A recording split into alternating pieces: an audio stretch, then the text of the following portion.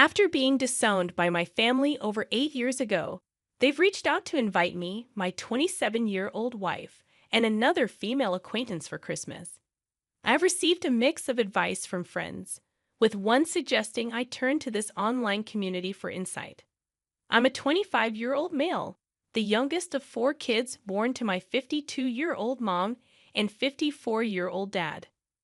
My siblings, whom I'll refer to as Michael, 31, male, Sarah, 28, female, and my twin brother Carl, 25, male, all excelled in physical sports.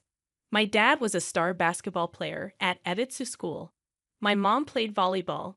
Michael excelled in soccer, Sarah in softball, and Carl was the star running back on the football team. I, on the other hand, showed an early interest in archery, which my family regarded as a wimpy sport. They seldom attended my events, and I often had to plead for their presence. Between the ages of 14 and 16, I participated in around 20 archery tournaments, while my parents only showed up to one. Though I wasn't neglected, they were emotionally distant, leaving me feeling overshadowed by my siblings. When I tried to address this, they labeled me an attention seeker. However, my disownment wasn't related to these issues. At 15, I began dating Amy, who was also 15 at the time. We introduced her to my family, and they liked her. However, almost 2 years later, one of Amy's former friends revealed that she had been cheating on me with an unnamed guy. Confronting her, she confessed that it was my twin brother, Carl.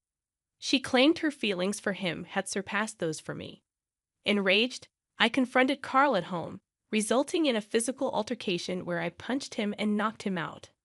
Although my violent reaction was regrettable, it was the culmination of years of resentment toward him and my family.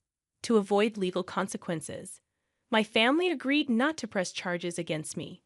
Instead, I was sent to live with my estranged paternal aunt, who lived 2 hours away and was 48 years old at the time. Since then, I've had no contact with my immediate family. Initially challenging, I've managed to move forward with the support of my aunt and her 48-year-old husband, gradually letting go of the desire to mend the broken relationship with my family. I transferred to a different high school and eventually attended a university in my aunt's city, where I graduated as an electrical engineer. Later, I met my wife and married her. When it came time to plan our wedding, I considered inviting my estranged family, but I decided against it to avoid any potential drama. My wife and I purchased a house an hour away from my aunt's place, and we were blessed with a daughter about a year ago. Recently, I received a Facebook message from my parents expressing a desire to reconnect over Christmas at their house. I told them I'd think about it as I might have other plans, but promised to provide a clear answer soon. In the meantime, both Michael and Sarah sent me friend requests on social media, which felt rather strange. My wife, who is 2 months pregnant, suggested that if I chose to go, she and our daughter would spend Christmas at her father's house to avoid unnecessary stress.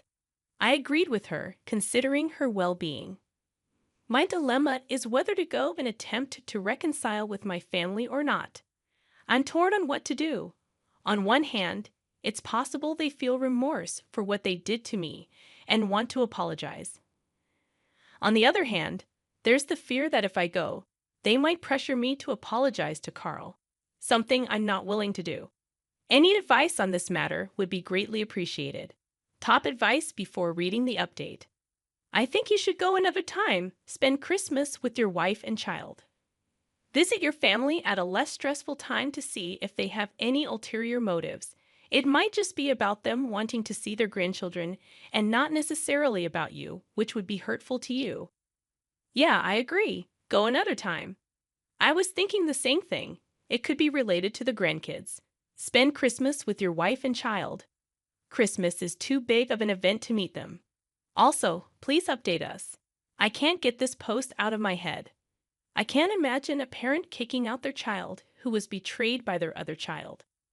They might want to reconnect due to money or their grandchild. I don't know, but it's weird that even his siblings texted OP.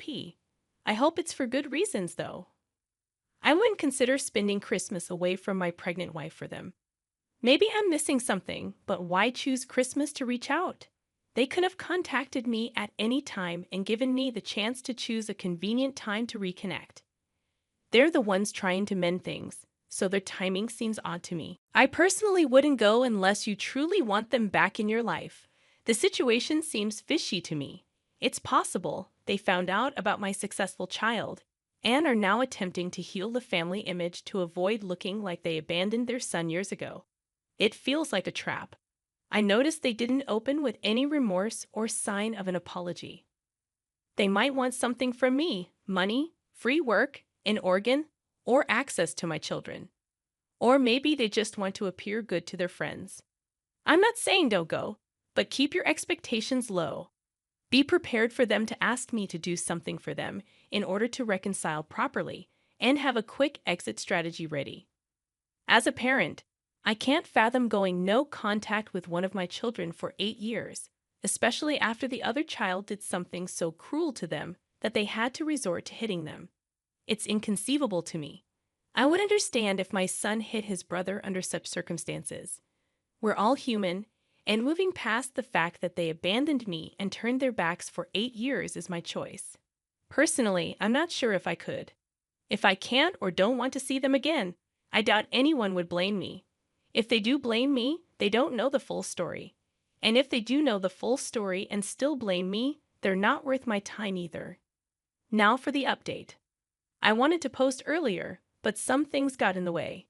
2 days after Christmas, my wife began experiencing unbearable pain in her abdomen area.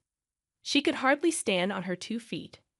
Her sister and I rushed her to the hospital, where we learned that my wife had suffered a miscarriage and that the fetus had to be removed right away. The worst part for me was explaining to my wife what had happened. Due to complications surrounding the operation, my wife had to stay in the hospital for 2 more days. I've been trying to stay strong for my wife and daughter, but honestly, I'm struggling right now. As for the updates on the original post, most of you who commented on the same day advised me not to spend Christmas with them due to the significance of that holiday. I agreed with the advice and decided to spend the rest of the holidays with my wife. When I texted my family, stating my decision, I expected them to argue with me. Surprisingly, they responded by saying they respected my opinion and looked forward to seeing me after the holidays. Curiosity got the best of me, and I started digging into my family to understand why they had reached out after all these years. I found out that Michael is a corporate lawyer working for a major company in our hometown, married with 2 daughters. Sarah, on the other hand, appeared to be married to a doctor and had a son. 8 years ago, she was studying to be a nurse. My friend, whose parents were friends with mine, informed me that Sarah had divorced her first husband, the one she was dating 8 years ago, due to mail fraud. Carl, my twin, married Amy right after high school, and they have 2 kids. I couldn't pinpoint their exact occupations, but the fact that they bought a big house last year suggested they were financially stable. My dad seemed to be going through a midlife crisis, while my mother was heavily involved in the wellness community. I tried to analyze why they might want to reconnect. One possibility was money, but considering my siblings' financial stability, that seemed unlikely. Another suggestion was organ donation, although it didn't make sense given that Carl, my likely match as my twin, was seen skiing in a Facebook post just a week before Christmas. Then there was the matter of my daughter. They might be reaching out to have a relationship with her. Although she wasn't their first granddaughter, I suspected they found out about her through my wife's public Facebook account. My next step was to contact my estranged aunt, the one who took me in, and inform her about the situation. She explained to me why my grandparents had disowned her. After college, she came out as bisexual and started dating her girlfriend, leading to immediate disownment. However, about 4 years ago, my grandpa began to reconnect, and recently, he had been inquiring about me, my life, marriage, and whether I had kids. My aunt's response was swift and confrontational. She directly challenged my grandpa for his sudden interest in my life, particularly after he had supported Carl for his actions. That's when the whole situation took a surprising turn. Grandpa explained that he believed I deserved to be estranged because, According to him, I had cheated on Amy with one of her close friends. He viewed cheating as a grave offense due to his religious beliefs. According to my family's version of events, the friend who I allegedly cheated with confessed to Amy, who then sought comfort from Carl and Sarah. When I learned about this, I confronted Carl and Sarah, attacking them brutally. Sarah, who had attempted to mediate between me and Carl, was unharmed during the confrontation. Hearing this revelation from my aunt left me in shock. I couldn't fathom the depths of their animosity, leading them to concoct such a terrible lie about me. Later, my aunt disclosed the whole truth to Grandpa, who was utterly shocked as he had always believed Carl to be a good kid. Grandpa then demanded my aunt to provide my phone number, but she refused.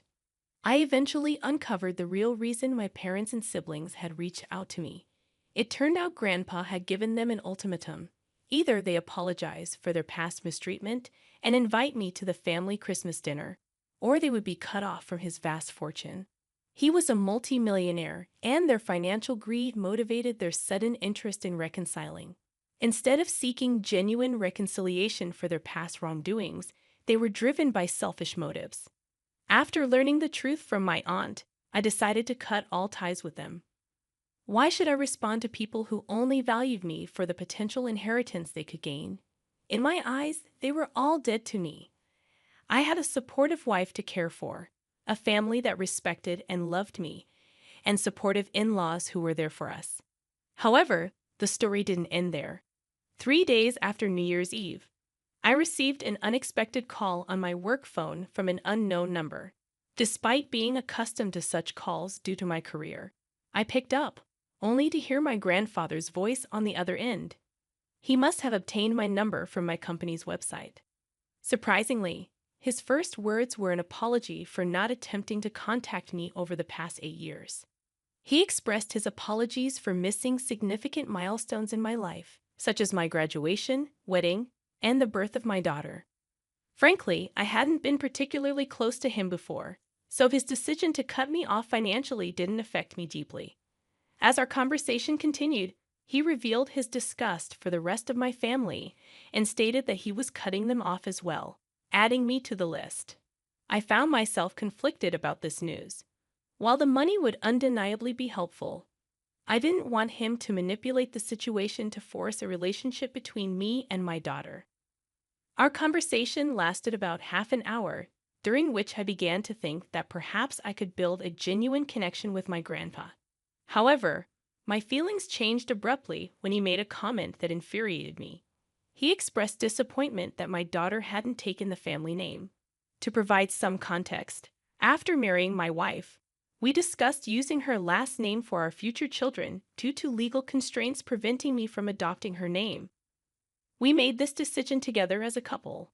At that moment, I couldn't contain my anger and let loose on my grandpa, labeling him as a senile old man and hurling hurtful words. I made it clear that I never wanted him to contact me again. The audacity of his comment, considering what I had gone through, was beyond infuriating. I resolved not to let him use any potential inheritance to control me. Even if I received the money, my plan was to donate it to a local charity. However, given his history of empty promises, this outcome seemed unlikely. The past few weeks had been incredibly challenging for me. My wife had taken measures to protect our privacy by privatizing her Facebook account, and my in-laws had done the same. How my estranged family planned to contact me remained a mystery, although I suspected they might resort to extreme measures, perhaps even hiring a private detective. As far as I knew, they didn't have information about where I currently lived, but one could never be too certain. I've considered getting a restraining order, but it's complicated given the presence of lawyers in the family. I didn't get the chance to answer some questions from my last post before it was inexplicably deleted. I'll try my best to respond to any questions over the next day or two, but after this, I won't be using the site for a while. Thank you all for your advice, and I wish you the best in this new year. I am profoundly sorry for your loss, OP. I can't even begin to fathom the pain you and your wife must be enduring. Your family's behavior is beyond belief. Their audacity knows no bounds. They don't deserve any more of your time and energy. Forget about them. I genuinely hope they don't bother you anymore, allowing you to focus on your family at home. Thank you for taking the time to update us. Please accept my condolences. I hope your wife recovers soon. Your family has faced some difficult weeks, but don't let these people get to you. Regarding your grandpa's comments about the last name, at least the truth is out, exposing their true colors. Let your grandpa keep the money if it comes your way before you make any decisions. Take your time and think it over calmly. You've chosen wonderful people as your family, your wife, daughter, and in-laws. They are the ones who truly matter. The rest of them can go to hell. I'm sorry for all you've been through and the loss of your child. Remember, you have a family that loves and supports you. You are wanted and cherished by them, even if your parents and siblings don't see it. Please seek professional support and help for yourself and your wife. You've been through a lot, and it's crucial to have the right support. As for the situation with your granddad, it might have convinced him that your aunt's claims were false, especially since they tried to portray you as unstable. While you had every right to be offended, you may have acted impulsively. I understand you've been through a lot, and this might have been the final straw for you. It's just a different perspective to consider. Sending you love and strength. I genuinely hope your wife gets better soon, and I hope the new year brings positive changes for you. At the end of the day, how your granddad perceives you shouldn't matter. A relationship based on money isn't genuine. This might affect the relationship your aunts and grandpa have, but truthfully, they never really had a meaningful relationship to begin with.